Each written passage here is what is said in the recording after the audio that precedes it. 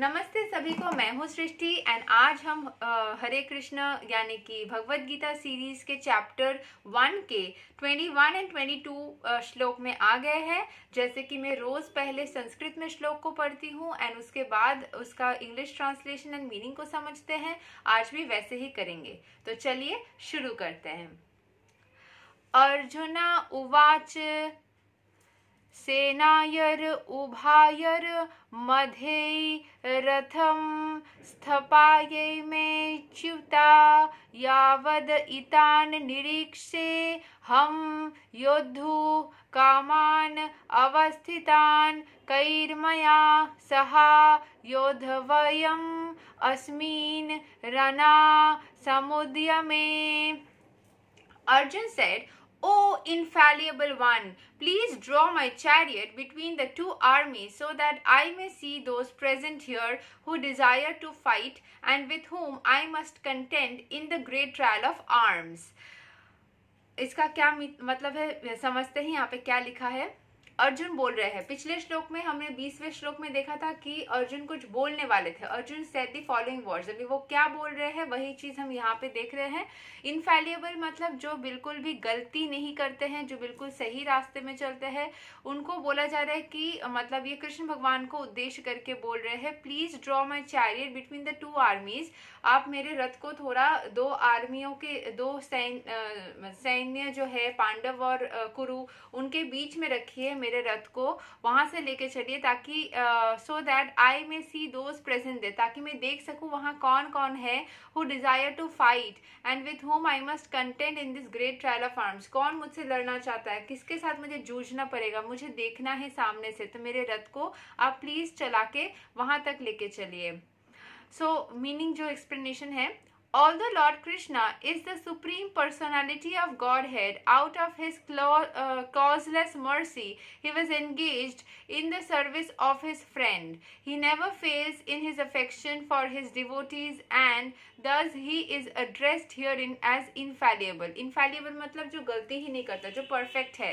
तो Lord Krishna जो है वो कभी भी गलती नहीं करते, कभी भी कुछ चीज़ से मतलब कोई चीज़ का कमी नहीं रखते हैं, कहीं से भी झुकते नहीं है, हर एक चीज को सही तरीके से वो करते हैं, इसीलिए उनको इनफैलिएबल बोला गया है। He never fails in his affection for his devotees and thus he is addressed here as infallible। अपने डिवोटीज के प्रति अपने प्रेम को प्रकाश करने में वो हमेशा सज्ज रहते हैं, कभी भी चुकते नहीं है या फिर वो पीछे नहीं हटते। As charioteer, he had to carry out the orders of Arjuna and since he did not hesitate to do so, he is addressed as infallible। मतलब अर्जुन के वो रथ चालक बने थे, तो अर्जुन का इंस्ट्रक्शंस उनको फॉलो करना था और उन्होंने वो सही से माना भी था, इसीलिए उनको भी उस वजह से भी परफेक्ट बोला जा रहा है। Although he had accepted the position of a charioteer for his devotee, his supreme position was not challenged। वो एक चैरियटियर यानी कि रथ चालक बनने के बावजूद भी उनके भगवान का जो पोजीशन है वो नीचे नहीं गिर गया कभी। काम मतलब एक रथ चालक का काम करने की वजह से वो छोटे नहीं हो गए, वो ईश्वर ही है, वो उतने ही बड़े हैं। In all circumstances, he is the supreme personality of Godhead, Rishikesh, the Lord of total senses. The relationship between the Lord and his servitor is very sweet and transcendental. The servitor is always ready to render service to the Lord and similarly the Lord is also always seeking an opportunity to render some service to the devotee। तो जो ईश्वर जो है उनके साथ में हमारे मतलब उनको जो सर्विस करते यानी कि हम जो इंसान हैं उनके साथ में ईश्वर का संबंध बहुत ही मधुर है। जितना हम ईश्वर के लिए करना चाहते हैं, उनको खुश रखना चाहते हैं, उतना ही ईश्वर भी हमें खुश करना चाहते हैं, हमारा ध्यान रखना चाहते हैं। किसी भी सिचुएशन में हम अगर कुछ भी बोले, प्लीज मुझे ये करके दो, ईश्वर अपनी पूरी जान लगा देते हैं उस सिचुएशन के हिसाब से हमें मदद करने के लिए, और करते ही है हमेशा। चाहे हम उसने समझ पाए ना समझ पाए, हमें समझ समझ में आ रहा हो, हमें लग रहा हो कि हम जो चाहते हैं वो तो नहीं हो रहा है, बट वो हो रहा होता है, हमें शायद समझ में नहीं आ रहा होता है। लेकिन जो भी चीज़ें हमारी ज़िंदगी में हो रहा होता है ना, वो ईश्वर का ही कोई ना कोई इशारा है, उनका कोई इंडिकेशन है, कुछ अच्छा उसके बीच में लुप्त रहता है जो शायद हम समझ ही नहीं पाते। लेकिन वो चीज़ हमेशा हमें अच्छाई की तरफ लेके जाता है, हमारे साथ अच्छा करता है। तो ईश्वर हमेशा सज्ज रहते हैं और उनके साथ उनके जो सर्विस में रहते हैं, उनके जो संबंध होता है वो बहुत ही खूबसूरत और प्यारा होता है। The servitor he all takes greater pleasure in his pure devotees, assuming the advantageous position of ordering him, and he does in being the giver of orders. तो उनको बहुत अच्छा लगता है जब उनके जो डिवोटीज है उन जैसे लिखा ना, he takes greater pleasure in his pure devotees assuming the advantages position of ordering him. मतलब डिवोटी को एक मौका मिला है ईश्वर को ऑर्डर देने का, और वो चीज़ ईश्वर को मज़ा आ रहा है। जैसे मैं एक एग्जांपल दे रही हूँ, जैसे छोटा बच्चा है, उसको माँ बाप ने सिखाया कि तुम्हें ऐसे ये काम को करना चाहिए, ऐसे करना चाहिए, अभी वो सीख गया, ठीक है। अभी वो अपने माँ बाप को बोल रहा है कि आप ऐसे करके दो, वो काम वैसे करके दो, तो उनको भी कितना अच्छा लगता है। तो ईश्वर को भी उतना ही अच्छा लग रहा है जब अर्जुन बोल रहे हैं कि आप ये करके दो तो मुझे समझ में आएगा, ये करके दो। तो the pleasure that we get when our children tell us कि ये करके दो, ये चीज़ ऐसे करो, तो हमें जैसे इंस्ट्रक्शन देते हैं तो हमें क्या लगता है कि हमारे बच्चे कितने अच्छे से सीख गए हैं चीज़ों को, कितने मतलब कॉन्फिडेंट बन गए हैं, कितना स्टेबल बन गए हैं कि कोई भी चीज़ को आराम से कर लेते हैं। तो उतनी ही सेटिस्फैक्शन ईश्वर को भी होता है कि देखो इसके अंदर कितनी बुद्धि है कि ये समझ पा रहा है कि मुझे ये दो आर्मीज के बीच में खड़ा करने से समझ में आएगा किससे लड़ना है। तो इतनी बुद्धि इसमें आ गई है कि मुझे उसको इंस्ट्रक्शन देके समझाना नहीं पड़ रहा है, बल्कि वो खुद ही समझ जा रहा है, खुद ही वो डिसाइड कर पा रहा है कि हाँ ये चीज़ ऐसे करना चाहिए। तो ये चीज़ ईश्वर को बहुत खुशी, जैसे एक माँ बाप को या एक पेरेंट को जितना खुशी देता है अपने बच्चे की नॉलेज के ग्रोथ को देख के, उतना ही यहाँ पे श्री कृष्ण भगवान को अर्जुन को देख के लग रहा है।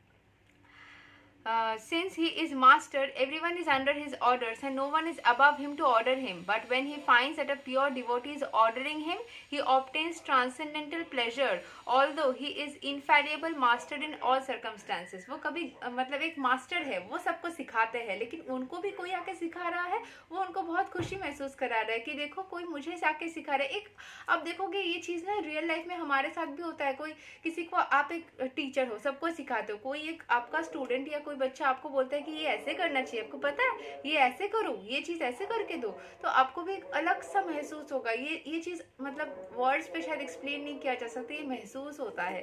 तो दिस इज द थिंग जो उनको लग रहा था।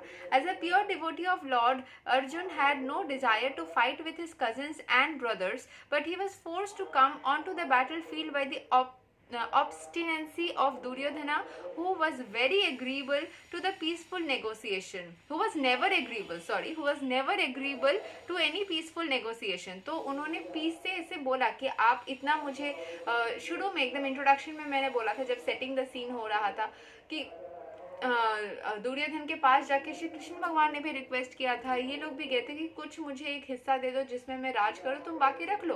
लेकिन इनको पीसफुली नेगोशिएट करना नहीं था। तो देखो ज्यादा लोभ करके सब कुछ रखोगे, कुछ थोड़ा शेयर भी नहीं करोगे तो अभी सब कुछ गवाओ।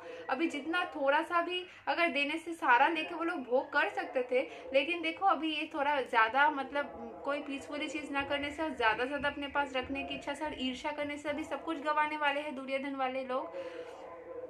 ये चीज भी सीखने का है कि आपको अगर एक पॉइंट मिल रहा है कि थोड़ा सा सेटलमेंट करके आप कर सकते हो तो कर लो ना। ज्यादा करने से तो लॉस भी हो सकती है, तो क्यों करना है वो चीज? जिसका जो हक है उसको वो दे दो। Therefore, he was very anxious to see who the leading persons present on the battlefield were. Although there was no question of peacemaking endeavor on the battlefield, he wanted to see them again and see how much they were bent upon demanding an unwanted war. वो लोग सारे family members थे, खून का रिश्ता था। तो अर्जुन तो बिल्कुल नहीं चाहता था उनके साथ फाइटिंग करना, लेकिन वो लोग फिर भी फाइट करना चाहते थे और लड़ना चाहते थे और खून खराबा करना चाहते थे, जो कि अनवांटेड था। तो अर्जुन फिर से जाके सामने से उनको देखना चाहता था, ये कौन से लोग हैं जो मेरे ही फैमिली में मेरे ही साथ और हम सबके साथ एक युद्ध को स्थित कर देना चाहता है। ये कौन से लोग हैं, उसको थोड़ा और अच्छे से देख लूँ, एक बार परख लूँ कि ये मेरे ही फैमिली के लोग हैं, जो कि हमारे बीच में एक सेटलमेंट हो सकती थी, उस चीज़ को इतना बढ़ावा दे के एक युद्ध तक लेके आ गया। क्या ये ज़रूरी भी था? बिल्कुल भी नहीं। अर्जुन के हिसाब से युद्ध की ज़रूरत था ही नहीं। तो यहीं पे फिर भी उन लोगों के चेहरे को देखने के लिए वो ऐसे कुछ लोग हैं जो कि मतलब अजीब है, उन अर्जुन को ऐसा फील हो रहा था। उनको उनके उस युद्ध करने की इच्छा रखने वाले लोगों के चेहरे को दोबारा से नज़दीक से देखने के लिए वो कृष्ण भगवान को उनके रथ को सामने से लेके दोनों आर्मीज के बीच में स्थित करने के लिए कहा। आई होप आपको 21 एंड 22 एक साथ में 2 श्लोक थे, समझ में आया होगा। एंड अभी 23 वाला श्लोक जो है वो हम कल करेंगे। तब तक के लिए हरे कृष्णा।